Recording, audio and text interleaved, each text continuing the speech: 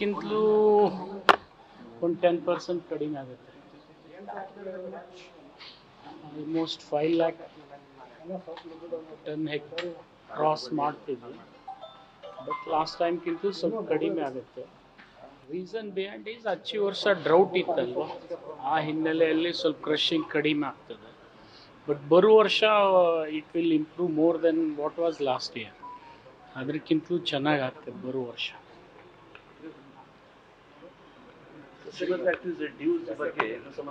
ಇಲ್ಲ, ಸಮಸ್ಯೆ ಇಲ್ಲ. ಆಲ್ಮೋಸ್ಟ್ ಕೆಲವು ಫ್ಯಾಕ್ಟ್ರೀಸ್ 80% ಕೊಟ್ಟಿದ್ದಾರೆ, ಕೆಲವು ಮಂದಿ 75% ಕೊಟ್ಟಿದ್ದಾರೆ. ಓನ್ಲಿ ಕೆಲವು ಫ್ಯಾಕ್ಟ್ರೀಸ್ ಮಾತ್ರ ಸ್ವಲ್ಪ 55-60% ಕ್ರಾಸ್ ಆಗಿದೆ. ರಾಜ್ಯದಲ್ಲಿ ಸಿಎಂ ಬದಲಾವಣೆ ಚರ್ಚೆಗಳು ಆಗ್ತಾನೆ ಇವೆ, ತಾವೇನು ಹೇಳ್ತೀರಿ? ಯಾರು ಹೇಳ್ತಾರೆ? ನೀವು ಹೇಳ್ತಾನೆ ಇದ್ದೀರಿ, ಅದು ಆಗ್ತಾನೆ ಇಲ್ಲ. ಅಲ್ಲ, ನಿಮ್ಮವರ ಮಾತಾಡ್ತಿದಾರಲ್ಲ, ಅವ್ರು ಮಾತಾಡಿದ್ರೆ ಅವ್ರಿಗೆ ಕೇಳಿ, ನಾನಂತರೂ ಮಾತಾಡಿಲ್ಲ. ಸರ್, APMC ಕಾಯ್ದೆ ತಿದ್ದುಪಡಿ ಆಗಿತ್ತು, ಅದು ಬೆಳಗಾವಿ ಖಾಸಗಿದು ಒಂದು ಗೊಂದಲ ಇತ್ತು. ಅದು 4 ಇದ್ದಾವೆ, ಆ ಥರ ರಾಜ್ಯದಲ್ಲಿ 4 ಇದ್ದಾವೆ. ಅದಕ್ಕೆ ಬೇರೆ ಆ್ಯಕ್ಟ್ ಮಾಡಿ ಅದನ್ನು ಅಬಾಲಿಷ್ ಮಾಡಿ ಮಾಡಲೇಬೇಕು. ಯಾಕೆಂದರೆ ಸರ್ಕಾರಕ್ಕೆ ಬರ್ತಕ್ಕಂಥ ತೆರಿಗೆ ಅದು ನೋಡಿ, ನಿಯಂತ್ರಣ ಇಲ್ಲಂತಿಲ್ಲ, ನಿಯಂತ್ರಣ ರೆಗ್ಯುಲೇಟ್ ಮಾಡೋಕ್ಕೆ ಬರುತ್ತೆ. ಬಟ್ ಏನಾಗ್ತದೆ, ಸರ್ಕಾರಿ APMC ಇರಬೇಕನ್ನೋ ಕಾನ್ಸೆಪ್ಟ್ ಇತ್ತು.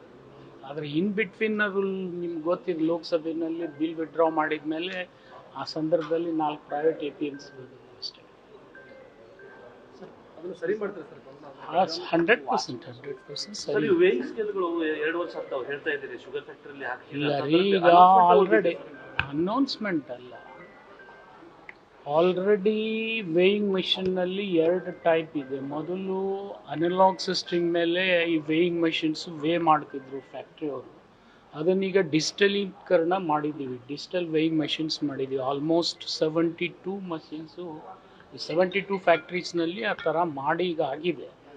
ಜೊತೆಗೆ ನಾವು ಕೂಡ ಸರ್ಪ್ರೈಸಿಂಗ್ಲಿ ರ್ಯಾಂಡಮ್ ಚೆಕ್ ಮಾಡ್ಬೇಕಂತೇಳಿ ಒಂದು 10 ಕಡೆ ನಾವು ವೇಯಿಂಗ್ ಮೆಷಿನ್ಸ್ ಹಾಕಬೇಕು ಓನ್ ಅಂಥೇಳಿ ನಾವು ಡಿಸಿಷನ್ ತೊಗೊಂಡಿದ್ದೀವಿ. ಅದರ ಪ್ರಕಾರ ಮೊದಲು ಮೊಬೈಲ್ ಯೂನಿಟ್ 2 ಹಾಕ್ತೀವಿ, ಆಮೇಲೆ ಲೊಕೇಶನ್ಸ್ನಲ್ಲಿ ಎಲ್ಲೆಲ್ಲಿ ಜಾಗ ನಮಗೆ ಸಿಗ್ತದೆ, ಎಲ್ಲೆಲ್ಲಿ ಫ್ಯಾಕ್ಟ್ರಿ ಇದ್ದಾವೆ, ಎಲ್ಲಿ ರೈತರಿಗೆ ಅನುಕೂಲ ಆಗ್ತದೆ ಅಂತ ಲೊಕೇಶನ್ಸ್ ಈಗಾಗಲೇ 5ರಿಂದ 6 ಸೆಲೆಕ್ಟ್ ಆಗಿದ್ದಾವೆ.